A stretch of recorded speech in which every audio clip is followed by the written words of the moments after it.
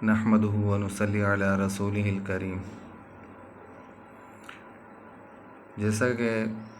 کل بات ہو رہی تھی کہ آپ صلی اللہ علیہ وسلم نے حضرت حذیفہ رضی اللہ تعالی عنہ کو منافقین کے بارے میں بتلایا تھا، اور آنے والے جو فتنے تھے ان کے بارے میں بھی بتلا دیا تھا،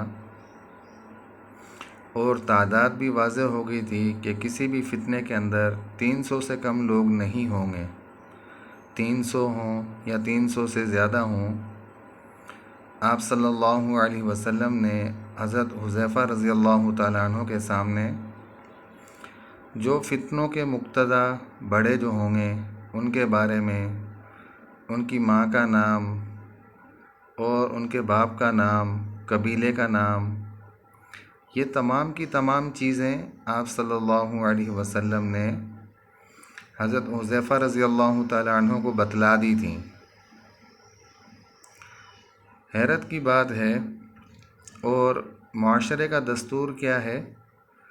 کہ اگر کسی انسان کو کسی دوسرے انسان کے بارے میں پتہ لگ جائے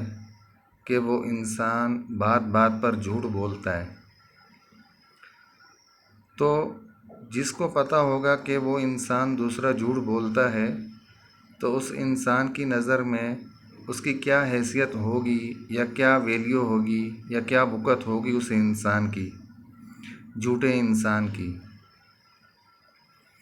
لیکن آپ صلی اللہ علیہ وسلم نے حضرت حذیفہ رضی اللہ تعالیٰ عنہ کے سامنے منافقین کے احوال رکھ دیے اور فتنوں کے بارے میں بتلا دیا، ان کے جو مقتدات ہیں ان کے بارے میں بتلا دیا، اور یہ کہ حضرت حذیفہ رضی اللہ تعالیٰ عنہ کے سامنے وہ تمام کی تمام چیزیں آ گئیں۔ اب یہ کہ حضرت حذیفہ رضی اللہ تعالیٰ عنہ کی نظر میں ان لوگوں کی کیا حیثیت یا کیا وقت ہوگی، یہ وہ باتیں ہیں جو آج سے 1400 سال پہلے ہو چکیں، اور آپ صلی اللہ علیہ وسلم نے بتلا دیا تھا ان چیزوں کے بارے میں،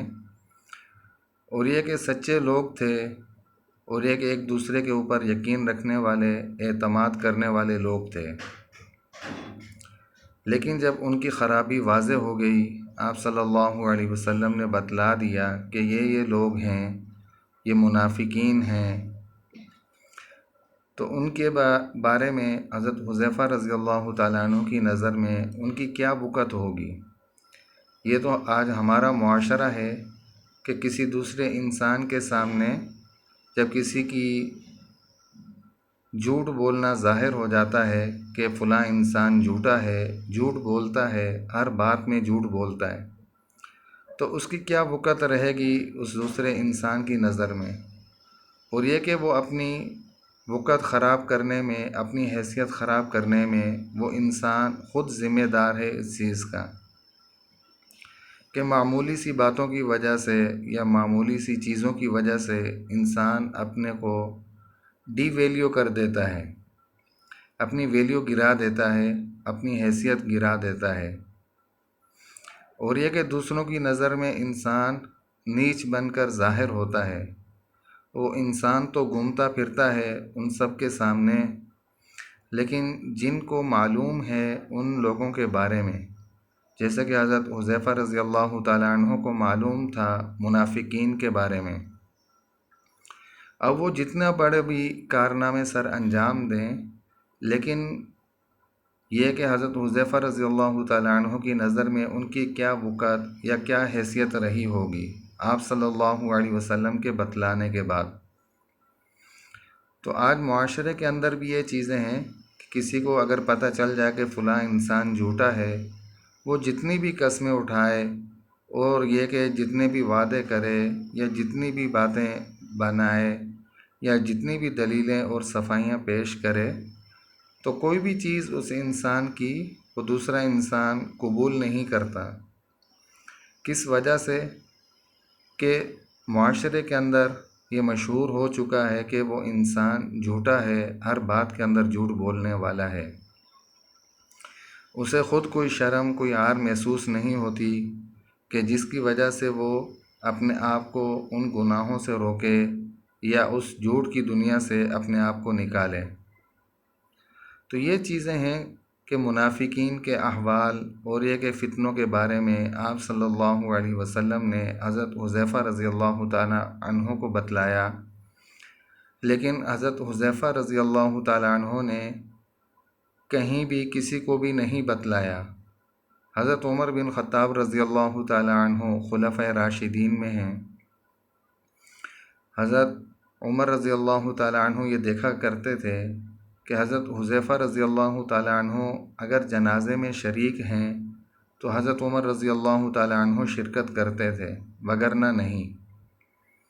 تو یہ کتنی بڑی ایک بات ہے کہ جو آپ صلی اللہ علیہ وسلم نے حضرت حذیفہ رضی اللہ تعالیٰ عنہ کو بتلائی، ان کے سامنے یہ چیزیں رکھیں، آگاہی دی۔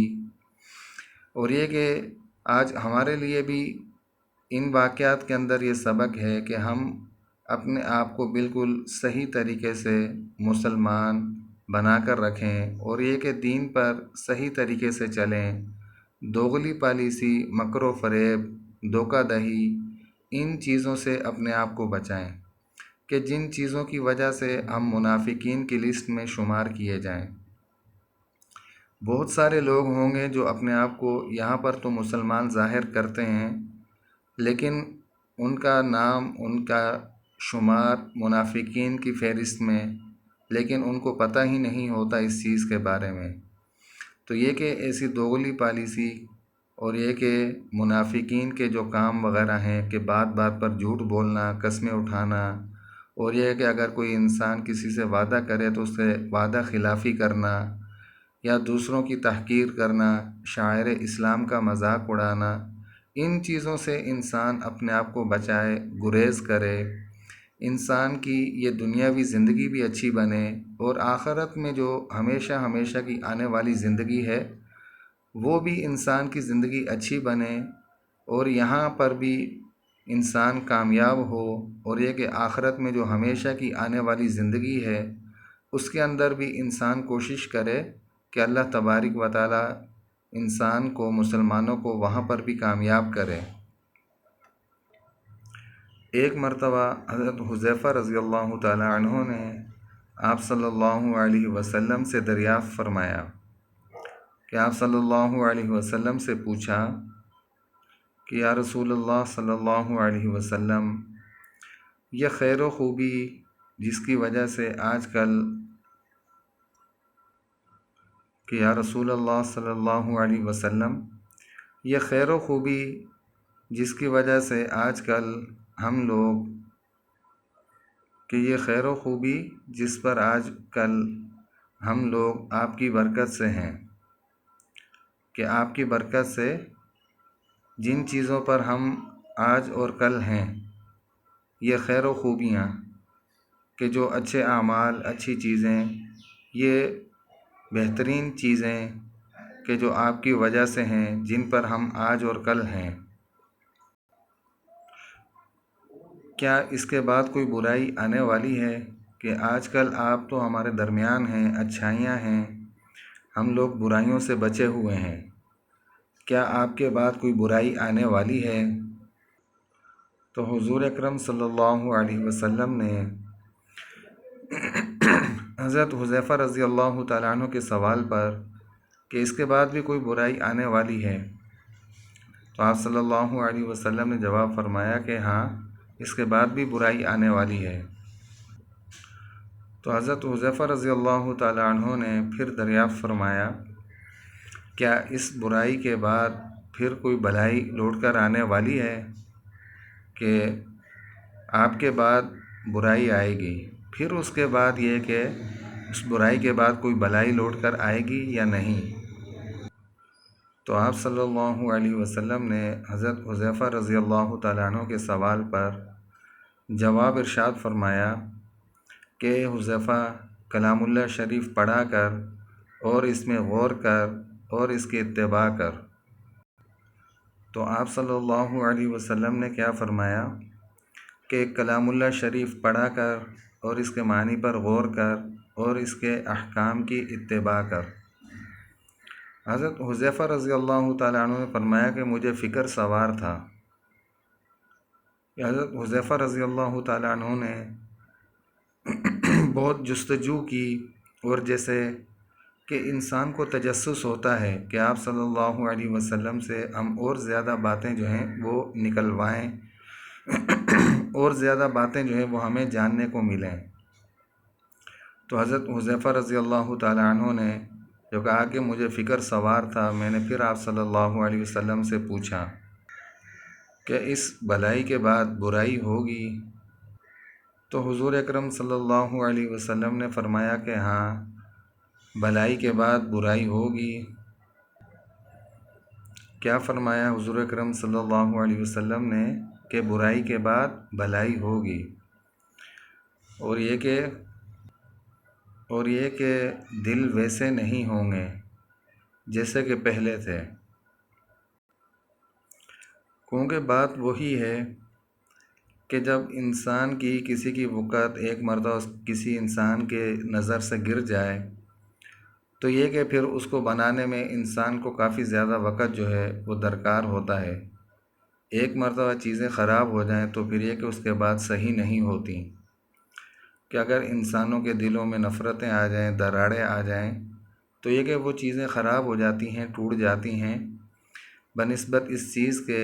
کہ ان کو دوبارہ صحیح کیا جائے یا ان چیزوں کو ختم کیا جائے۔ تو یہ حضرت حذیفہ رضی اللہ تعالیٰ عنہ کی باتیں، آپ صلی اللہ علیہ وسلم سے سوال و جواب ان چیزوں کے بارے میں، کیونکہ حضرت حذیفہ رضی اللہ تعالیٰ عنہ نے خود بتلا دیا، اور یہ کہ پچھلی ویڈیو کے اندر بتلا دیا کہ حضرت حذیفہ رضی اللہ تعالیٰ عنہ خود فرماتے ہیں اس چیز کے بارے میں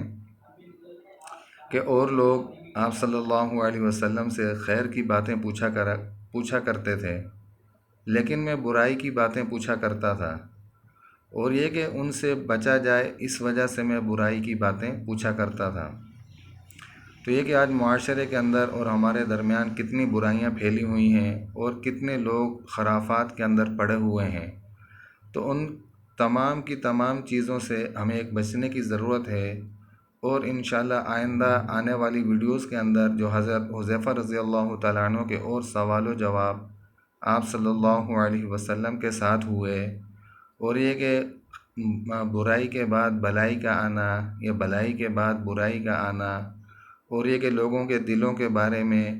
کہ وہ ویسے نہیں ہوں گے، آگے اور بھی چیزیں جو آپ صلی اللہ علیہ وسلم نے بیان فرمائی ہیں وہ بھی آپ حضرات کے سامنے لائی جائیں گی، بتلائی جائیں گی۔ تو یہ کہ ہماری ویڈیوز حاصل کرنے کے لیے ہمارے چینل کو سبسکرائب کریں اور لائک اور شیئر لازمی کریں، تاکہ ہماری ہر نئی آنے والی ویڈیو آپ حضرات تک بآسانی پہنچتی رہیں۔ یہ کہ اللہ تبارک و تعالی ہم سب کو عمل کی اور سمجھ بوجھ کی توفیق عطا فرمائے۔ وآخر دعوانا ان الحمد للہ رب العالمین۔